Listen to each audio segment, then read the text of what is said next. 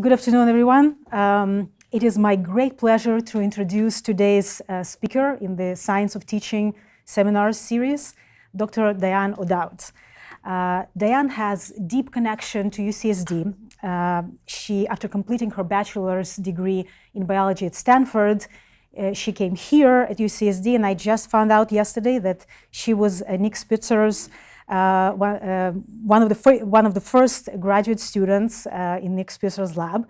And I just found out a couple of minutes ago that 1 year of this instruction was provided entirely in French. And perhaps Diane will explain more about it. That was, when Nick was on sabbatical, and instead of going to France, he actually kind of made little friends here in his lab.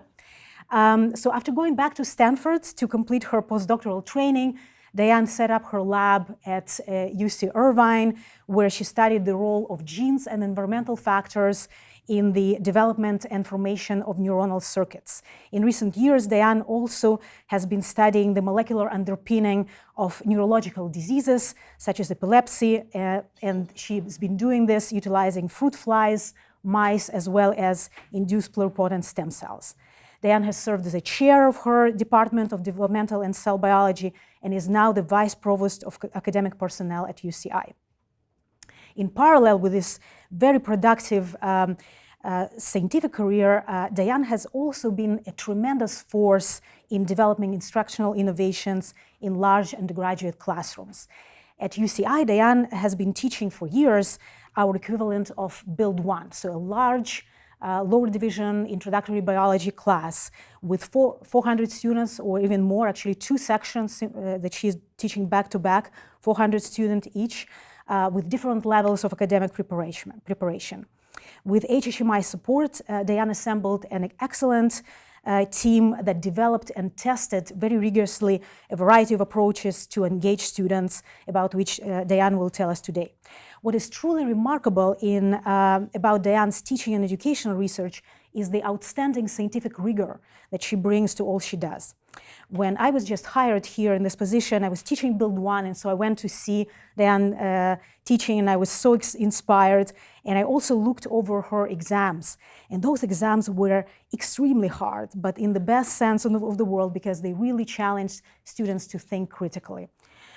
So they kind of remained my goal that I hope to reach in terms of rigor of assessment.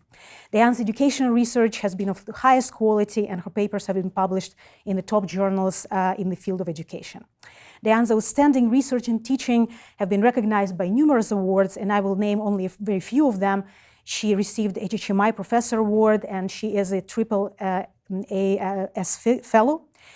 In just past 4 years, Diane received the following awards. She was selected to be the UCI Professor of the Year for Exceptional Undergraduate Instruction in 2012. In the same year, she received the Best Biology Professor at UCI Student Choice Award. In 2014, she received both the Chancellor's Living Our Values Award at UC Irvine, and also she was the faculty recipient of the UCI Postdoctoral Service Award. Without further ado, Diane. Thank you very much, and it's just a great pleasure to be back here and see old friends. I knew I was going to get to see Nick. I didn't know I was going to get to see Darwin, and just such a huge pleasure for me. And to be able to talk to you today about something that I'm really passionate about, which is instructional innovation. And so what I'm going to tell you about today started about 12 years ago, and it will be my teaching experiences, which began with me thinking I really needed to start to generate more interaction in my classroom, because I wanted it to be more intellectually stimulating teaching introductory biology, not only for my students, but for myself as well. And so that was back in the day, 2004, when to stimulate dialogue in the classroom, we didn't have clickers or anything like that. So we had colored cards that we used to poll the audience. We would ask questions, and the students would raise their cards to tell us their answers. And that was a truly eye-opening experience. I'd been teaching for 15 years, and the answers we got were shocking in that I had no idea that it revealed levels of understanding or misunderstanding that were really interesting to me. And that's what led me to actually apply for an HHMI grant where I got money to support my education research. And I have spent I spent the next 10 years really doing studies in the classroom to figure out what are engagement strategies that I can use in a large introductory biology class, and how does this affect student attitudes and student learning? So today I'm going to tell you, I'm actually going to demonstrate to you some of the techniques that we use. I will show you some of the data, and then I'm going to end by talking about how we can actually do things that will change the culture. So instructional innovation is not a niche market in Research One universities, but is in fact one of our major products. As many of you know, there are lots of strategies that can be used to promote dialogue in large classes, especially these days. I'm just going to talk about these three right now because these are ones that we actually use in every class.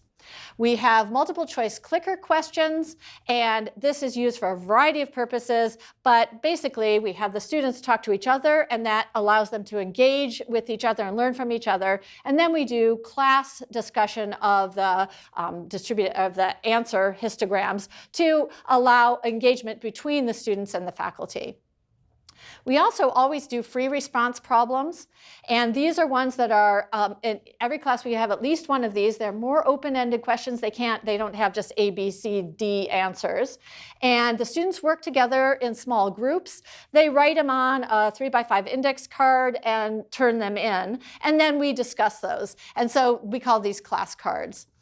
And the last thing that we do are physical demonstrations, which are things, they're called garage demos in my class because I actually use lots of things that I find in my garage, big pipes and all sorts of things that are to help students actually gain an integrative understanding of microscopic biological processes that they are not imagining at all in the same way I'm imagining them as an expert biologist. They are looking at vesicles floating around in empty space rather than thinking a vesicle as being transported from one place to another by another protein. So it's really to help them start to get a physical grasp of that. And another thing that we do with these garage demos is students come up and help do them, but that only engages maybe, and my biggest one, sort of 10 students out of a class of 450.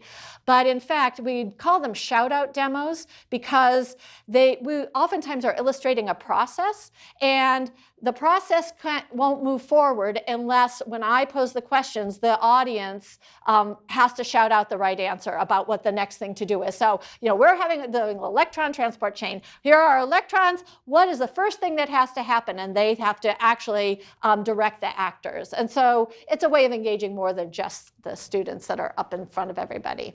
The first thing I'm going to demonstrate to you is one of the more recent things that we did in the class, which is called a clicker competition. So this was stimulated by Kathy Drennan, who is actually the only HHMI professor who's also an HHMI investigator.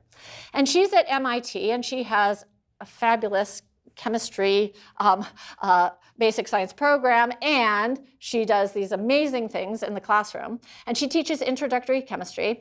And she said, one of the things that she came out to UCI and she talked about the things they were doing. And she said, one of the things at MIT, our students are really competitive. And one of the things we wanted to do was to increase, their the time and the energy they spend answering the questions that we gave in class. So we set up a competition, and they were organized by recitation section, and they would come into the classroom on one day a week, and they would compete on the clicker questions, and the winning recitation section would get donuts. And she had some evidence to suggest that there was some increase in learning, but she said a really interesting thing along the way, which is she said they would come into class and they'd all sit together as a recitation section. So this would be her class with Joey, and this would be her class that had the TA of Jill. And I said, wow, competition, I'm not so sure our students need more competition, but we are always trying to figure out how to build community in the classroom, because I teach first quarter freshmen, and they come in, they are bright and shiny on the outside, and they are scared on the inside, and they need to start to learn how to talk to each other, make friends, develop community. And so we decided we would do a clicker competition in our classroom. They were set up by recitation sections. With these iClickers, you can actually set them into groups, and you can have the individuals talk to each other. Then they can vote. They vote individually, but you can figure out which group won. And we had clicker competition Fridays. So I'm going to have clicker competition here, but we don't actually have clickers for this classroom right now. So I'm going to ask you to join with me and form groups. That's the first thing that we're going to do. And with a group this size, I'm going to ask you to form 4 groups or so. And we'll get you to work together on some problems that I'm going to give you that are actually related to my education research. So I'm going to ask you some questions about what you think is the outcome of the research. And I can tell you it almost always was opposite of what I thought was going to happen. And you work together, but everyone votes.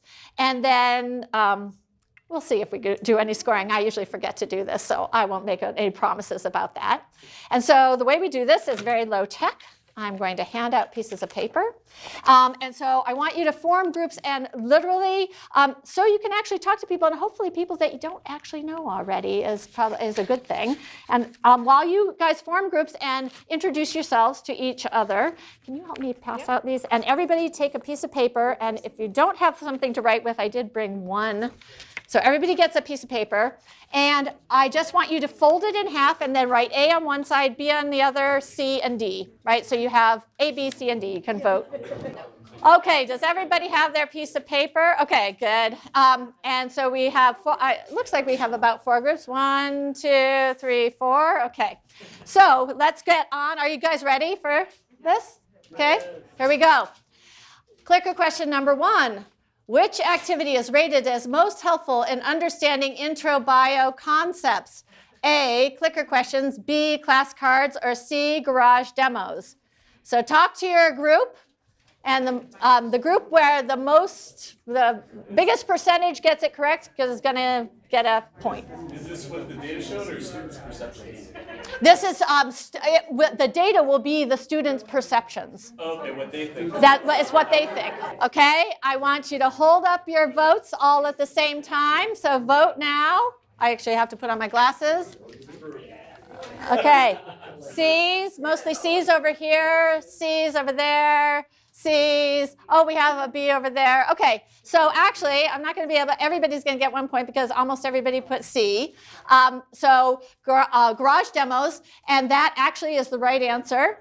And the percent of total, and these are the things that they asked. A lot of them wrote it, actually chose everything, but a paltry few chose the clicker questions. And class cards, they hated class cards, literally hated class cards. And when we got this data, we then showed them that actually the learning gains were associated with, oops, mine is off again. Learning gains were associated with class cards were produced the biggest gain in learning. Clicker questions next, and garage demos, no evidence that by themselves they were helpful in, actually we had matched exam questions, and that they were helpful in, so we had one class that got a demo and the next class didn't. And both classes got the exam question, and then the next day, class B would get a different demo, and they would get a question. So, but what we ended up doing was we ended up actually having a clicker question before each demo and a class card after each demo, and that increased learning gains for beyond any of them by themselves. And so once we showed the students those data, they stopped hating class cards. So that was a really interesting outcome that I really didn't, it wasn't what I predicted. And we do garage demos. Even if it hadn't changed their learning outcomes, they say, Dr. O'Dowd worked so hard to make these demos, and she puts in a ton of effort every day when she comes into class, so I'm going to put in a ton of effort. So even if it doesn't help their learning aids, if it changes their attitude toward what they're doing, then it's really worth it. And for us, it was really worth it. I started out with 2 demos in my first class in 2004, and then by the time 10 years later, I had a couple of demos in each class. And again, they last maybe 2 minutes, something like that, but it's to help them integrate understanding of what we'd covered that day. Okay, next question. You're going to talk with your groups, but students who use computers for taking notes in the class had lower incoming SAT scores than students who took notes by hand, performed worse than predicted, based on their incoming academic indicators, spent more than 30% of class time on off-topic computer use, or all of the above. Scores, C's. I see a bunch of C's over here. This is a very C group. D, D, D. Okay, nobody gets a point because it is performed worse than predicted based on their incoming indicators. They actually had higher incoming SAT scores, and they spent 25%, about 25%. But, so let me show you how we got these data. The experiment was laptop use was allowed in both sections. And section A, students using laptops could sit only in the left-hand section of the class, and we allocated. There was more than enough space there to accommodate everybody who wanted to use a computer. About a third decided to use computers. And section B, people using laptops could sit anywhere in the classroom. So we called this, open seating, and this was the corralled or zoned area. And the reason why we did this was because I cannot stand sitting behind somebody in a lecture from a Nobel laureate who is telling us cool things, and there's somebody contacting their babysitter on the computer in front of me. It drives me crazy. We did not find any evidence of secondhand computer use on these students. They seem to be pretty good at screening that out. I'm not so good at it, but they're pretty good at it. But this is what we did find. We looked at their exam scores. These are normalized exam scores. They're plotting the standard deviation away from the mean. And so we have, for this group of paper users, they were 834 in the study. They were from 2 classes. And their predicted Z-score, based on their incoming academic indicators, as you would predict, would be right at the mean, because this was most of the students, or 2/3 of the students. And their actual Z-score was significantly higher than we predicted based on just their indicators. And so then you have the opposite, which has to be true, which is the students in the laptop that chose to use laptops, they actually started out with a higher predicted Z-score. So they came in with higher math and reading SAT scores, maybe because they're in a higher socioeconomic background and they're more likely to have computers. And this was before iPads. So research has to continue along, because now they don't even do it on iPads, they do it on their phones. And their actual score was lower than their predicted score. The other thing that we did was we actually did observations, and we looked at the percent of time they spent off task, and the comparison was between the laptop zone and the control zone. And it turns out, in the laptop zone, when the laptops are surrounded by other laptops, they're more likely to be off task. And there's a common spreading phenomenon in the sociological literature that shows that if there's something that's happening here that, oh, that's a good NBA game, I'd like to watch that. O'Dowd up there is kind of boring. And so there was more spreading. So the interesting thing about this is, we did this, and then the next year I showed these data, the first day of class, and I said, I've always encouraged students to take notes by hand because it engages two different parts of your brain. You're transcribing when you're typing mostly, and oftentimes the drawing tools aren't very good.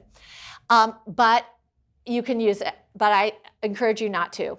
I wanted to be the parent that says, here, we'll give you some latitude, but do the right thing. When I showed them this data, I said, based on these data, I feel like if I let you use the computers in the classroom, given what we do in the classroom, it will make it more difficult for you to do well. So we're not going to have any computers in the classroom. Not a peep out of anybody. Nobody raised a stink at all. So I was worried about doing that because I do feel that people should have choice. But based on this, I really felt compelled to, exert my mother, my mother or my grandmother type voice now. Okay, last question is, which chart represents the behavior of pre-UCI students? So these are students that have been admitted but not yet come in a bio prep massive online open course that we did during the summer 1 year before the year that they were coming into UCI. And each of these pies represents the open white part is the, oops, I already told you, you're not going to have to vote on this because I showed you the answer. So each of these shows the percent of students, oh, okay, the percentage students that did not complete the course. This is the percentage of students that completed basically the standard part of the course, which you just have to go in and look at the 10-minute videos and answer a bunch of questions. And then this is the portion in dark where they actually had to go in, they had to answer questions that were associated with my research that related the information that they were learning in intro biology to the problems I was dealing with in my current research program. And so this A, B, and C, and as you see, right, you're going down here, that more people are actually completing the normal course and then completing the distinctions aspect. And so do you want to vote on this? Okay. Were students told that they had to do this to enroll in a class? Or what? Yeah, so what we did is we wrote to every single student before they got to UCI, and we said, because we couldn't give them any money or anything, so we said, if you take the pre-biology MOOC and you get distinction and you have not been admitted to the biology major because you didn't make the cutoff, we will allow you to apply for the biology major in winter quarter if you pass both the in-class biology course and chemistry. So that applies to about 25% of our students. And so 75% there was no incentive, and 25% there was incentive that they could, if they did A, B, C, and D, they could get potentially, and then if they didn't do it, they could apply in spring quarter. So it was 1 quarter early. Okay. AP credit, do people place out of your course or not? No. They can choose to place out of the course. Nobody does. They choose to be in the course. I think we had 6 out of, we run the course for 2,000 students every fall. Because the course has a reputation for being the transition course that allows you to learn how to work in groups, think critically, not just answer multiple choice questions. And so there was a strong argument that we needed to allow them to opt out, but there's counseling during the summer that says, and the students basically do it, and they say, don't opt out. That's the one you want to be in. Okay, so go ahead, take a minute or two, talk about which one of these do you think represents the pre-UCI students in the bio prep MOOC, A, B, or C? Did most of them not finish, or did a lot of them finish? The MOOC was 3 weeks. Oh, and how long has it been running? We did it 2 years. 3 years. We did it 3 years. Yeah, so these are all pre-UCI students or students who have... No, they were just the one going into Bio 93. They were the ones that were registered for Bio 93. Yeah, sorry. Yeah, these are the only students that were registered for Bio 93. We had the roster, and that's how we contacted them. Okay, it's just a guess. That's what the students think about everything we ask them. How should I know that, right? They think they're guessing all the time, even if they have the information. Okay, over here they say B. Over here says A, C, A. The answer is C. So who got C's? Okay, very good. So we had 37,933 Courserians that year. All that means is they clicked on the big green button that you hover over, and basically you're enrolled in the class. And it's really hard to figure out how to unenroll. It's the number that people actually report all the time, and it's a ridiculous number. But anyway, that's how it's reported. And in this case, 93% did not complete, and a few did the normal, and a tiny sliver did distinction. But we had 454 out of our 2,000, so 25% of the students elected to do this. It doesn't cost them anything. And 37% didn't complete, but a whopping, about 30% actually not only completed, but did distinction, and the other percentage completed. So we then, this wasn't a well-controlled experiment because we didn't control for motivation. So as Adrian, who's going to come next week, would say, all we did here was draw a circle around the bright and shiny group who said, yeah, I'm going to get in there and do this. And so when they maybe did a little bit better in Bio 93, we don't know why. If it's just they were the motivated group. So we don't the next year, we actually put them into randomized groups, but it turns out that we didn't do the same marketing, and only 110 people did it, and then they were split up between 6 different classes in the end, and we didn't get enough data. But it was really intriguing, and I think it is the kind of thing to be thinking about. How do we best use our tools in a way that can be complementary, both to in-class teaching and providing services for students before they ever get to UCI? Did doing a competition like this increase your motivation to talk to more people? So the way we assessed this in our class was we looked at the percent reporting and the number of classmates you interact with. And this is the data where the control class is slightly shifted to the left, or the competition class slightly shifted to the right, in terms of they actually had to write down the names of people in the class. That was how the survey was done. And then we did a number of different social cohesion questions. These are questions that have been validated in the literature and are used often when they're in the military and police academies, when they're doing exercises that are to promote social cohesion. There are validated questions. So we think for us that the students really liked it, and we thought it did show a promise toward promoting social cohesion. So this was, for us, really worth doing. So this is a question that's basically based on, what is the biggest concern your colleagues have about using active learning strategies, such as the one I just demonstrated, which was our clicker competition.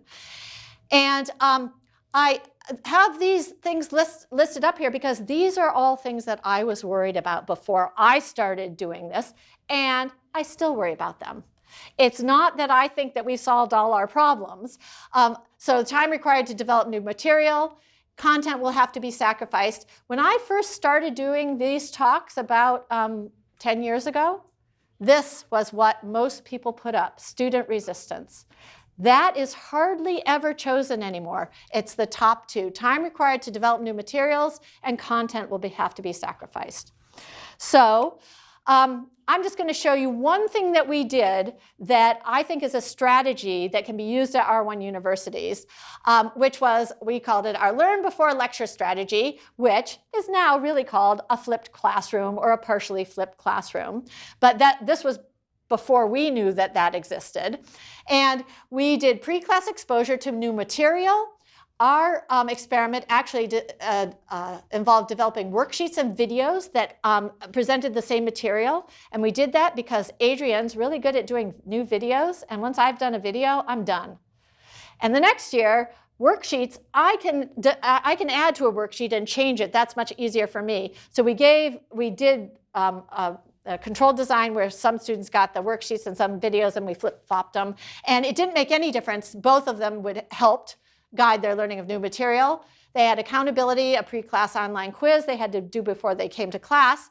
And then in the lecture, these were based on 3 to 4 slides that were taken out of the lecture from the previous year. They were not put back in. And during that time, we did active learning and problem solving. And then when we did this the first year, we added 3 LBLs to the lectures, and we assessed the learning outcomes. And we then had looked at the effects of learning outcomes where we did LBLs versus ones where we didn't do LBLs. So we had a nice control that it was the same students taking them, and always our assessment of student learning outcomes were based on the performance on a summative exam. What we found was increased performance on exam questions on topics presented in the LBL versus lecture format. So we particularly chose ones that I'd already taught for 3 years in a standard lecture format, and they never got the question right. And I didn't know why. And so we chose those, and then we took, what were the things that they were getting wrong. And in each case, we got a really huge increase, whereas these ones we got modest increases. And then we had those were all multiple choice. Those are easy to score. We also had an open-ended question, and there was no convincing evidence that there was a difference between the LBL treatment versus just a standard lecture format. So the important thing to this is we implemented it incrementally, and we added 3 to the lectures in 2009, 4, 10, and 11, and then 5 in 12, 13. And so as somebody who was still trying to run my lab, and I'd just taken on being the chair of the department, I didn't have time to do everything I wanted to do, but I wanted to do incremental things each year. And so we now, last year we actually had a fully flipped versus a partially flipped course where we compared the outcome of the students. And it was really interesting. There were certain topics where they did way better in the fully flipped course, and other topics where they did better in the partially flipped course. And so I'm really a fan of having a variety of things to do. It's more fun for me as an instructor, and I think it's the students get a fully flipped class where they have to do a big thing every day before class, Monday, Wednesday, and Friday. They get tired of it, and I get tired of it. And so I'm a fan of doing, mixing it up a bit. But I think everybody has to choose how they're going to do it. Okay, so this has led me to our gateway drug hypothesis, which is faculty who begin by trying small, easy to implement active learning exercises are more likely to progress to higher stakes, riskier behaviors. And that is really, I know that's how it worked with me, and I know that's how it's worked with the majority of our research faculty. So they can go to developing and testing new strategies in their own classroom. Amy was the person who I started co-teaching with on the year we did the clicker competition. And I said, oh yeah, we should probably add these clicker competitions. She said, oh, I think that's a really good idea. I'll do it, because she had never done any of the active learning things. And that just totally energized her. And now she has a really active and innovative class, and she's running it on her own. This is important to me. I think that to be effective, the STEM education environment must be as dynamic and as evaluative as the STEM research environment. And to get research faculty really on board, there are lots of questions that research faculty have. I had all the same questions. What works at your institution might not work at mine. So you show me this paper, it might not work at mine. What works in your department might not work in mine. What works this year might not work next year. They aren't even bringing their laptops to the classroom, right? They do something totally different. And what works for instructor X might not work for me. I think those are all questions that do arise. But if you have a trusted colleague in your department that tells you, at our institution, in my department, this year, with this instructor that I really trust, that I think I'm willing to try it. That happens way more often, and that's why I really support in-house education research to drive continual innovation in STEM education. We need to have our R1 universities being the people who are the institutions that are actually being the leaders in not just use of evidence-based teaching practices, but in actually the new knowledge in this area. So, what are changes to support instructional innovation that can be done, and that some of the things that we've done? So in the department, when I was chair, I hired 2 tenure-track faculty lecturers. This is off again, I guess.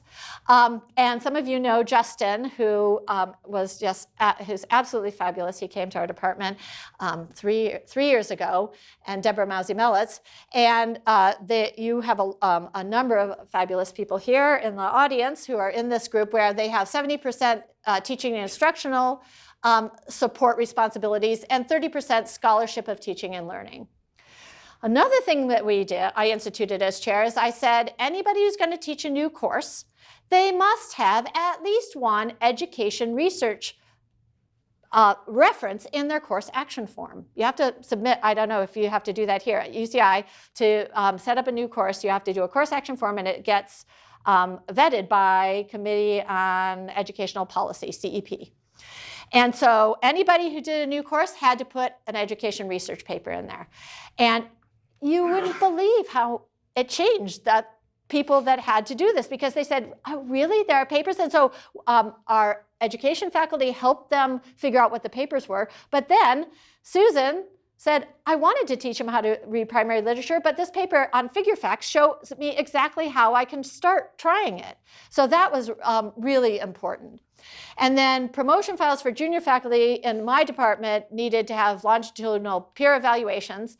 And I worked on this, and it is quite a bit of work, but I think it's really worth it. And Justin and I worked on developing a reciprocal feedback form.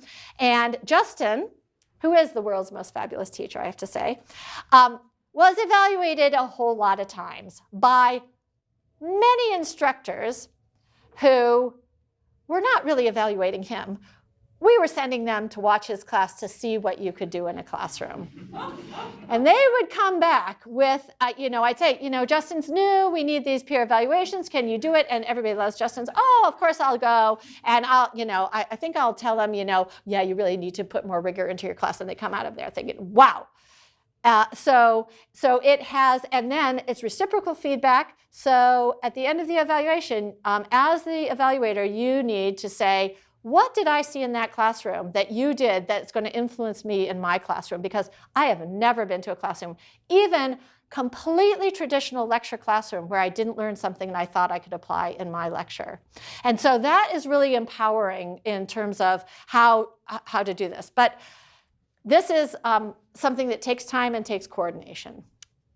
Okay, at the school level, our school hired 8 new tenure track lecturers, about 2 per department. This has seemed to work really well. This group has worked for curriculum reform. They've worked with some of the education faculty down here, and they have a bunch of grants out, so it's been a great addition.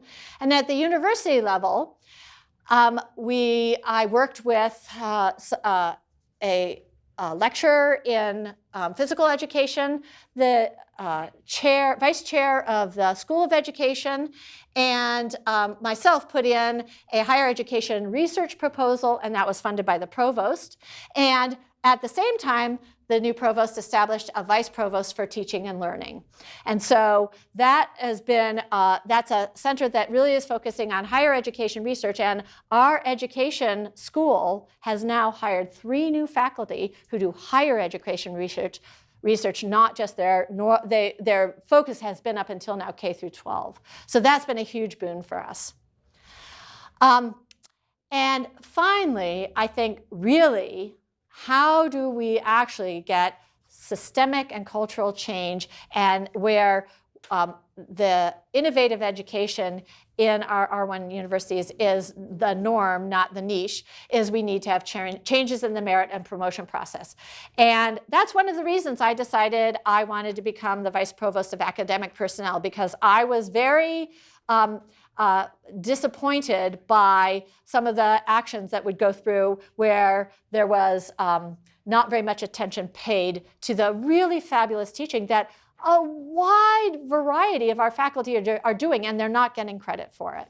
So it's not to think about exposing the weaknesses and where people are doing badly. It was really to recognize what I think is a much more widespread contribution and commitment to education that is not recognized. So I like to think of our promotion process. I don't like to think of it, but I do think of it as basically a one bucket system. It's been a one bucket system for kind of a long time. And here is my bucket. Doesn't show up very well, but here's my gradations. And this is the level that you need to get up to get to your next promotion. And that level is determined by discipline, by it could be campus specific, but there are local rules and guidelines that govern this. But in most research institutions, we're evaluated on research, on teaching, and service. And this is the common perception, is that one can get up to this line by just doing excellent research. You can fill up that research bucket really full, and if you do, doesn't matter too much what happens in these two areas. And so I would really like to move to a promotion process that's the three bucket system, where we have a particular requirement for research, a particular requirement for teaching, and a particular requirement for service, and that you have to get above all three levels. You have to hit all three levels. You can't just fill up this research bucket so full that you get promoted. And so one of the things that I did, and I think I've learned from you guys that you already do this, we work with you guys on AP Review. The IT team down here handles AP Review, and I know they're really behind, but we said, we need a change, because I got asked to go give a talk at AAU about all our successes in institutional change and how teaching is evaluated in the tenure and promotion process. And I said, well, you want the 30-second version or the 1-minute version? And I realized that even though I went to academic personnel and the chairs in the fall at the kickoff and said, you have to have 2 pieces of evidence to support your teaching now, not just student evaluations, but something else, I signed, I don't know, probably 60 files so far this year, and only a couple of them have had 2 pieces of evidence. It's student evaluations, 3.5 out of 4, did good, moving on. So we have now had AP Review reprogram for us at UCI that teaching achievement must be supported by 2 types of evidence, so student evaluations, and they have to upload something else for AP Review to be complete. And so I made it easy to begin with. We had 2 different categories, self-evaluation or peer evaluation. In self-evaluation, if you're teaching a course, you better have a syllabus. So that's the least you could do. You could just upload a syllabus for a course. In my mind, that gets us half of the battle.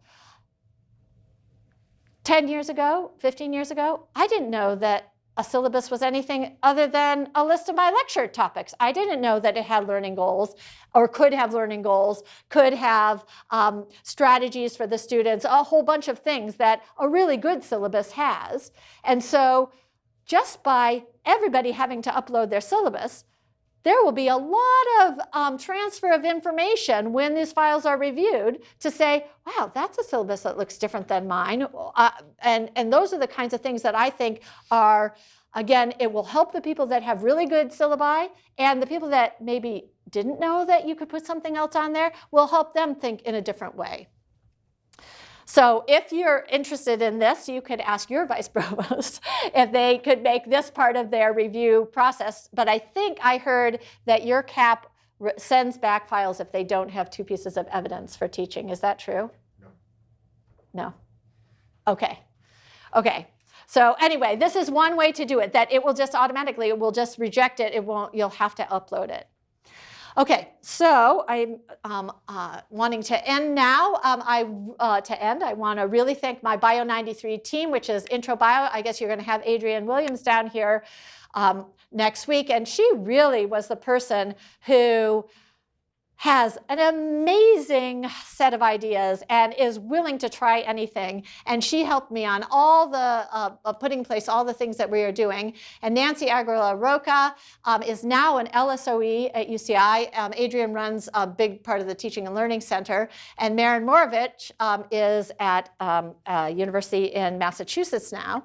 And these are my Bio 93 students. Every single year, without fail, they put their heart and soul into this and come out really, even if they are not in biology, when I go into Albertsons or I go into a bakery, it's Professor O'Dowd, you were my first professor, and I'm not in biology anymore, but it was a really good experience. And I have to say, we do, a lot of our students do fail out of this course because they don't have the right background. It's not an easy course, but that we try and send the message that even if you didn't get it this time, it is not because you can't get it. You got in here, you can get it. You might need another time.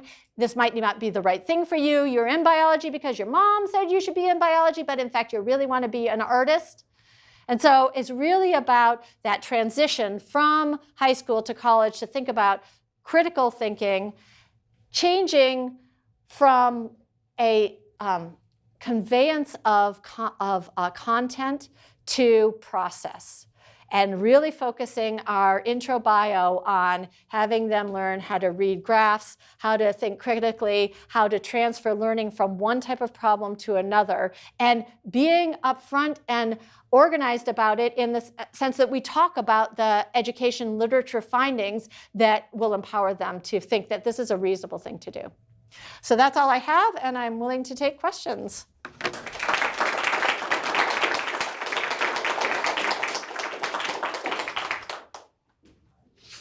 Yes? I just had a quick question about your assessment of off-topic computer use and how you tracked that. So what we did was we had an observation protocol, and so we went in at certain times of the lecture. We had 4 observers, and they would code what was on the screens. And this was actually, we did it, I think 4 years ago, and the screens were bigger back then, and you could see, and so we had a quadrant that they would look in, and then they would move quadrants, and we did it, I think there were 10 days of observation at different times. And so, it's not, I had some in the back. Those always had more than the ones in the front. So it was not biased in the sense that it was, but I don't think it's strictly accurate. But we were surprised at how low off topic it was. Yeah. So do you have any idea why people fail your course? Like, this is something that always bugs me. Like, they're almost like dark matter. They're kind of like this group. Yeah. I don't know why they're not. Oh, yeah, sorry. The question is, I know why people fail the course. And I don't know why they do, but I know who they are before they come into the course, and that's scary. So it's very highly correlated with their math SAT score. Their reading score is not as highly correlated, and we do no math, none whatsoever in the class, but we do lots of logical thinking. And I think it's not having that preparation of logical thinking, and that's what we did in our bio prep MOOC, was all about thinking. So it was 3 weeks. We focused on 3 topics that the students had a hard time with, and we just went through the thinking process really overtly about, I think somebody was asking me, how do you teach transference? So we'll give a problem about, motor movement, vesicles in a muscle cell. And then on the exam, they get a question about motor movement in a liver cell that has this disease. And they will have no idea that this question is exactly the same. Or the osmolarity questions, where it's a balloon or a semi-permeable membrane in a beaker. And the next one is a pipette that you're patching onto a cell, both just bags of water. And then, so we have all of those, and they don't see the transference. And so we spend 3 days before each exam where they get they've gotten the old exam questions for the last 3 years ahead of time, and then they are told to come in and pick. I say, I can guarantee you there's 2 osmolarity questions on each of these exams. Pick them out before you come in, and we'll go over them. And they generally don't pick all of them. And so then I go over and I show the ones that are obvious. It was the one just like the example I showed in class. And then I go over each of the other ones and say, this is how, and because it's related to an exam question, they pay attention. If it was just some other random homework, so we use our exam questions and we give them their exams. I was talking to the young woman who brought me over here who worked, Lisa. Oh, no, not Lisa. It was somebody who works in the office of your chair. Ria. And she says, oh, yeah, we have a place where I take care of all the exams, and I go in and we get them Xeroxed, and then we have a place where the students can come pick them up and this and that. And I said, oh, so we have our document scanning services that come to our office, pick up the exams. They scan them all for 5 cents a page, so it's just like Xeroxing them, and they upload them to the website, and the students download them graded, and they get their graded Scantron, and then we have an archive, and we don't have to keep these stacks of boxes. And our document scanning services, every university has one, and they're going out of business because nobody scans documents anymore. So this was a win-win for both of us, that now they scan thousands of exams every end of every quarter. And so, but the students, so they get their exams back, and so we use them. We use old exam questions in every class. The clicker questions are the exam questions from the last year, et cetera. And then all you have to do, unfortunately, is change 2 words, and they think they're different, right? But that's, again, something that, but if you talk to them about transference, then at least they can start to think about it. And this really became apparent. It was because I didn't understand it until my daughter went to college, and so she decided to go to England. And so Durham University, they have no exams until May of their first year, and then she has 6 exams.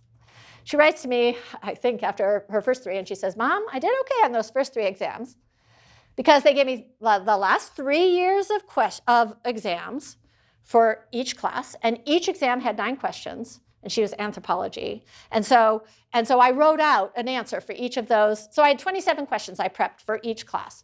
But now I have 3 more, and I have no time to prep. And I said, well, were they the same classes they taught the previous year? And she said, oh, yeah, they're totally the same class, but they're all totally different questions. And I said, but how could that be?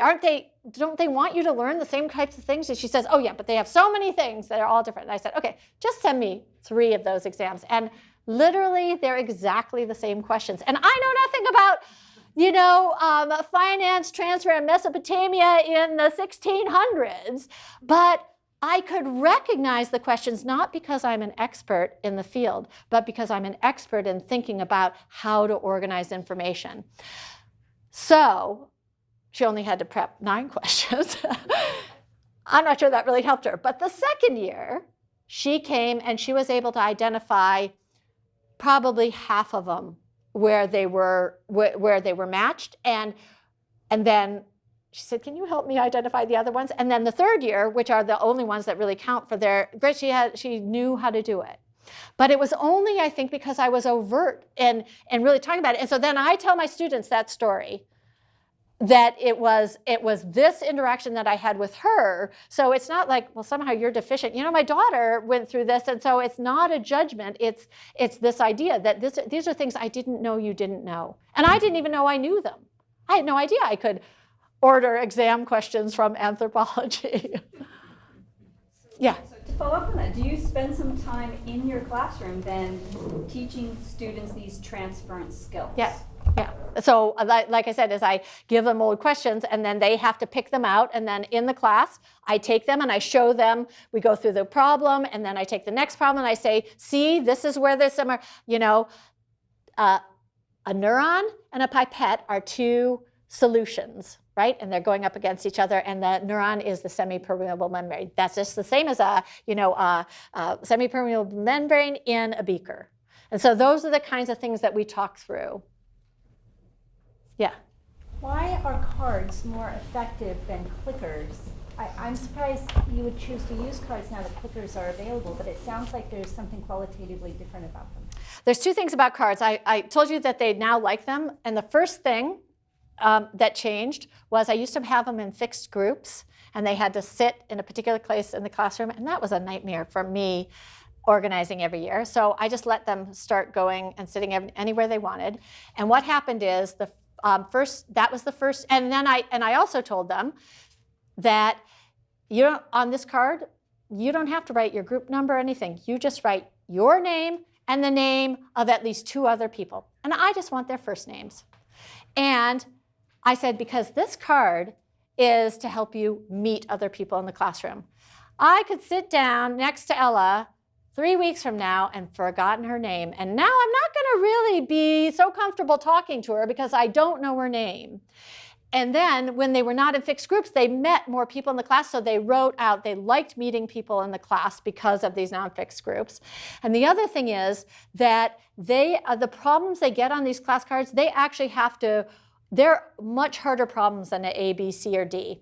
They are, and there's not always a right answer, right? That what are 3 ways that this effective dehydration on, the physiological consequences, blah, blah, blah, could happen. And there may be 7 different answers. And so the students go through, and when they write them down, also when they're coupled with the demonstration, it really helps because then it reinforces them writing something rather than just clicking. And I don't know, anybody who's used clickers in the classroom, how many people do this? Right? There are students that use clickers and they aren't really using them, right? Whereas if you're writing something on a card, you actually have to put something down. They hold the card up? No, they just turn them in. They turn them in. And what I do with them is I have a document camera, and I stick a couple up on the document camera, and we go over the answers. So because if you have them turn something in, you have to do something with them. And you don't prefer to have the groups fixed? Yes, I don't, because it's intro bio, and really formation of community is more important than anything to me in that class. And so, and again, I tell them the story, the bright and shiny story that my daughter called me. I mean, I literally, in 2009, I came into the classroom, I had, had a wad of tissues because Riley had called from England and said, I hate it here because I am different than everybody else, and I'm in a classroom where everybody knows each other, and I don't know anybody. And I said, wow, are you just really sitting by yourself and almost crying? And she says, oh, no.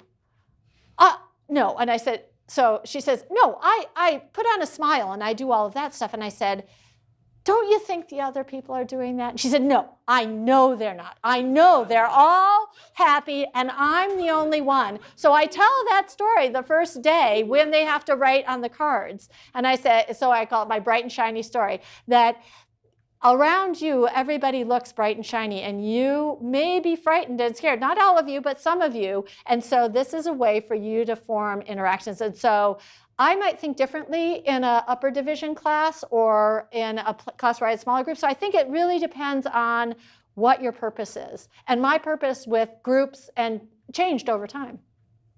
Yeah. Did you have discussion sections associated with Bound 93? Yes, so we have discussion sections. They are small, 30 students, and they meet once a week with a TA. But we run a TA training session. We call it in situ TA training, where all the TAs are getting pedagogy training once a week from Adrian in association with doing their discussion sections. And they can't do any lecturing, they can't do PowerPoints. They have to do active learning exercises.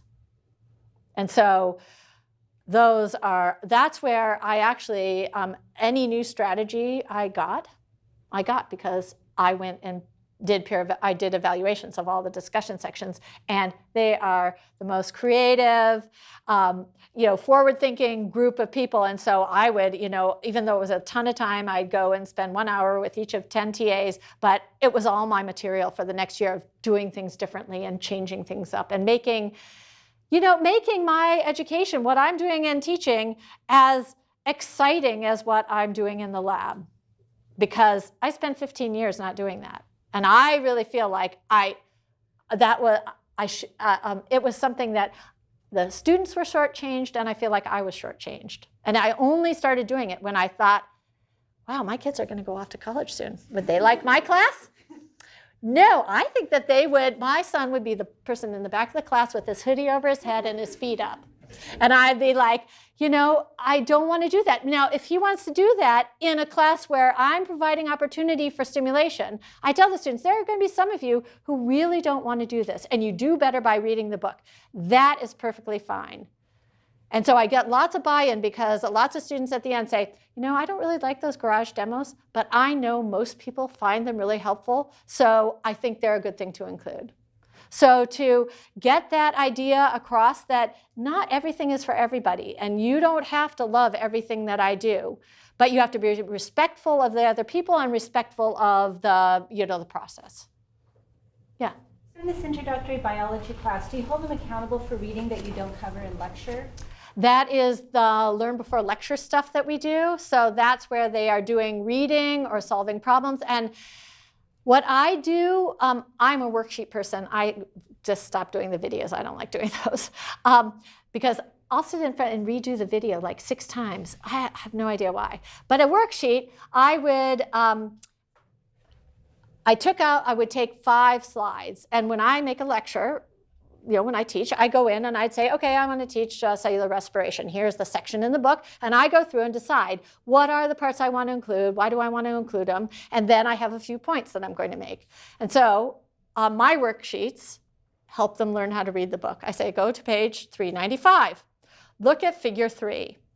What do all the pink things in that figure have in common? And all they have to do is read the figure legend to get the answer right. And so I guide them through the reading that I would have given them. I mean, through the figures I would have given them and the points. And then it graduates, and then they get a problem that is a little bit more difficult. And then it graduates to a problem that really is associated with, has to be something this year in science.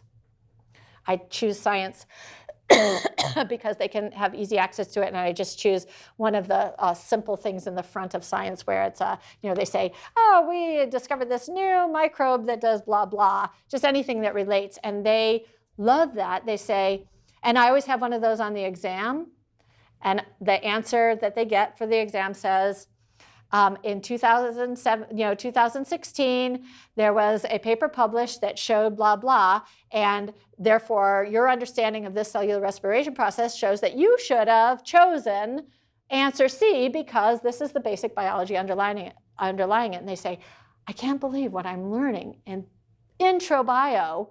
I can actually understand things that are being published in science today.